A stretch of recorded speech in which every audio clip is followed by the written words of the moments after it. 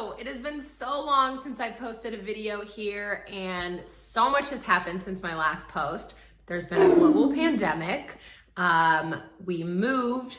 I had a baby. So if I look a little worse for the wear and you spot a few more gray hairs and wrinkles, that is why. But the main reason why I'm shooting this video today is because my husband and I bought a fixer-upper.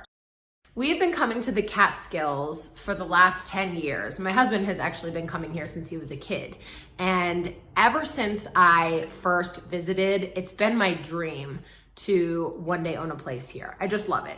Our family wanted to have a place for hiking, skiing, all the amazing outdoor adventures that the Catskills has to offer, and also to share it with others through a platform like Airbnb.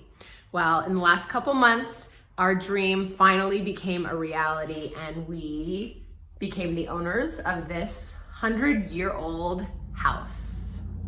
Now it needs a lot of work. It came complete with all of the previous owners' stuff inside, which you can see some of, and the walls, the floors, the decor are all this lovely shade of beige and brown. I've already painted the dining room behind me and I'm working on the living room today.